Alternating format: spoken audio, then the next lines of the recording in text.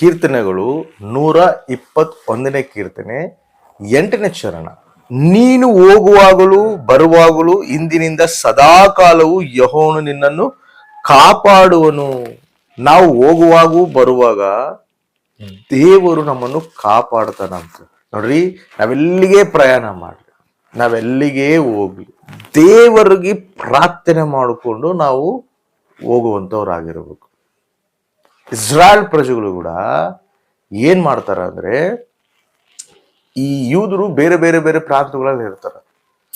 ಆದ್ರೆ ವರ್ಷಕ್ಕೊಮ್ಮೆ ಯೆರೂಸಲೇಮಿನಲ್ಲಿ ಹಬ್ಬ ಆಚರಣೆ ಮಾಡುತ್ತಿರುವಾಗ ಇವರೆಲ್ಲರೂ ಆ ಒಂದು ಹಬ್ಬಕ್ಕೆ ಎಲ್ಲರೂ ಬರ್ತಾ ಇರ್ತಾರೆ. ಬೇರೆ ಬೇರೆ ಪ್ರಾಂತದಲ್ಲಿ ಇರೋ ಎಲ್ಲರೂ ಯೆರೂಸಲೇಮಿಗೆ ಪ್ರಯಾಣ ಮಾಡ್ತಿರುವಾಗ ಇವ್ರು ಏನ್ ಮಾಡ್ತಿರ್ತಾರೆ ಅಂದ್ರೆ, ಸ್ತುತಿ ಕೀರ್ತನೆಗಳು ಆಡ್ಕೊಂತ ಹೋಗ್ತಿರ್ತಾರ.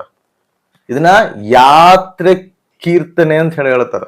ಈ ಯಾತ್ರೆ ಕೀರ್ತನೆಗಳು ಆಡ್ಕೊಂತ ದೇವರನ್ನು ಸ್ತುತಿಸ್ಕೊಂತ ದೇವರನ್ನು ಮಹಿಮೆ ಪಡಿಸ್ಕೊಂತ ಅವರು ನಡೀತಿರ್ತಾರೆ. ಯಾಕಂದ್ರೆ ಈ ಯೆರೂಸಲೇಮು ದಾರಿಯಲ್ಲಿ ಆ ಪ್ರಾಂತಿಕ ಗುಡ್ಡದ ಮೇಲೆ ಹೋಗೋದು ಅಷ್ಟು ಸುಲಭವಾದಲ್ಲ.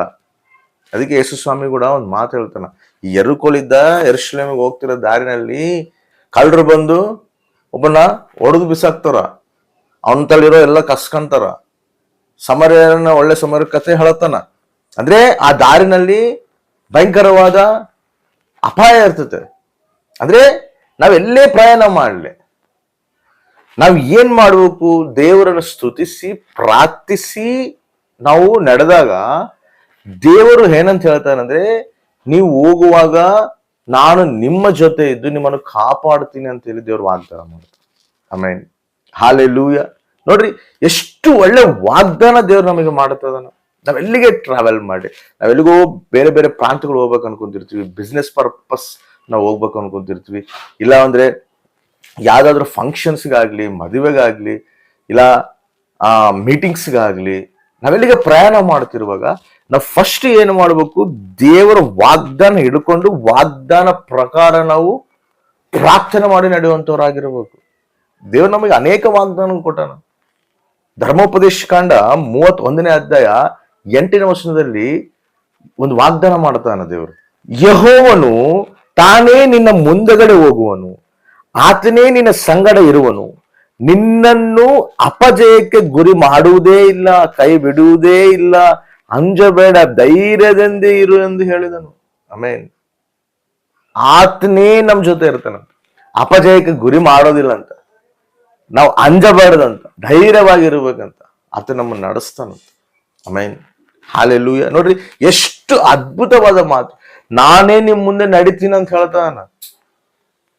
ನಾವು ಪ್ರಾರ್ಥನೆ ಮಾಡಿಕೊಂಡು ನಾವು ಪ್ರಯಾಣ ಮಾಡಿದಾಗ ದೇವ್ರು ನಮ್ಮ ಮುಂದೆ ನಡೀತಾನ. ಅಪಾಯ ಇದ್ರು, ಆತಂಕ ಇದ್ರು, ಪ್ರತಿದು ದೇವರು ಆ ಮಾರ್ಗನ ಸರಳಪಡಿಸಿ ನಮ್ಮನ್ನು ಸುರಕ್ಷಿತವಾಗಿ ನಡೆಸ್ತಾನ.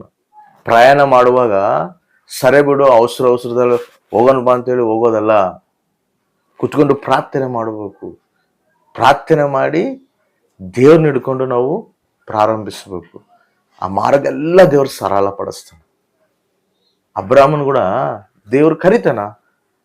ಕರೆದಾಗ ಅಬ್ರಾಮನು ಯಾವೊಂದು ವಿಶ್ವಾಸ ಮೇಲೆ ಬರ್ತಾನೆ ಹೇಳ್ರಿ, ಯಾವೊಂದು ವಿಶ್ವಾಸ ಮೇಲೆ ನಡೀತಾನ, ದೇವ್ರು ನನ್ನ ಪಕ್ಷ ಇದಾನ, ದೇವ್ರು ನನ್ನ ನಡೆಸ್ತಾನ, ದೇವ್ರ ಪ್ರತಿ ಮಾರ್ಗಗಳು ಸರಳಪಡಿಸ್ತಾನ, ದೇವ್ರ ಮೇಲೆ ವಿಶ್ವಾಸ ಇದ್ದು ನಡೀತಾನ. ಮೋಶೆ ಕೂಡ ಅದನ್ನ ಹೇಳ್ತಾನ.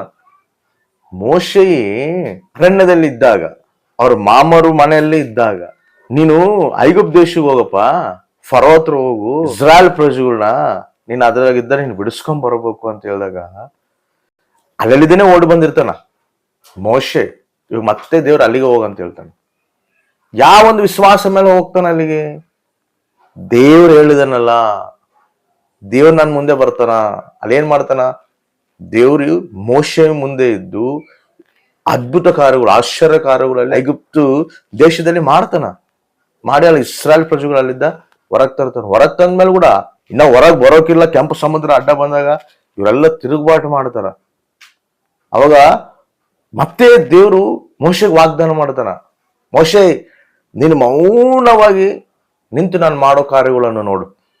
ಆಮೇನ್. ಎಷ್ಟು ಅದ್ಭುತವಾದ ವಾಗ್ದಾನ. ದೇವ್ರು ನಮಗೆ ಏನಂತ ವಾಗ್ದಾನ ಮಾಡ್ತಿರ್ತಾನಂದ್ರೆ, ನಾನಿದ್ದೀನಿ ನಿಮಗೆ, ಕೆಂಪು ಸಮುದ್ರನ ದಾಟಿಸ್ತಾನ. ಅರಣ್ಯದಲ್ಲೆಲ್ಲ ಶತ್ರುಗಳ ಮುಂದೆ ದೇವರು ಅವರು ಇಸ್ರಾಯೇಲ್ ಪಕ್ಷ ಯುದ್ಧ ಮಾಡಿ ಶತ್ರುಗಳೆಲ್ಲ ನಿರ್ಮೂಲ ಮಾಡಿ ಇವ್ರು ಕಾನೂನು ದೇಶಕ್ಕೆ ನಡೆಸ್ತಾನ. ಯಾವ ವಿಶ್ವಾಸ ಮೇಲೆ ಮೋಶೆ ನಡೆದಿದ್ದು, ಯಾವ ವಿಶ್ವಾಸ ಮೇಲೆ ಅಬ್ರಾಮ್ ನಡೆದಿರೋದು. ನೋಡ್ರಿ, ನಾವು ದೇವ್ರ ಮೇಲೆ ವಿಶ್ವಾಸ ಇದ್ದು ನಡಿಬೇಕು. ನಾವೇನೇ ಪ್ರಾರಂಭಿಸಿದೆ, ನಾವೆಲ್ಲಿಗೆ ಹೋಗ್ಲಿ, ಫಸ್ಟ್ ನಾವೇನ್ ಮಾಡ್ಬೇಕು, ದೇವ್ರ ಸನ್ನಿಧಿನಲ್ಲಿ ಕೂತ್ಕೊಂಡು ಪ್ರಾರ್ಥನೆ ಮಾಡಿ ನಾವು ಪ್ರಾರಂಭಿಸಬೇಕು. ದೇವ್ರ ಪ್ರೊಟೆಕ್ಷನ್ ನಮಗಿರ್ತದೆ, ದೇವರ ಒಂದು ಒಂದು ಒಂದು ಒಂದು ಪ್ರಾಕಾರ ನಮಗಿರ್ತದೆ. ಆಮೇಲೆ ಅದನ್ನು ಮರಿಬಾರ್ದು.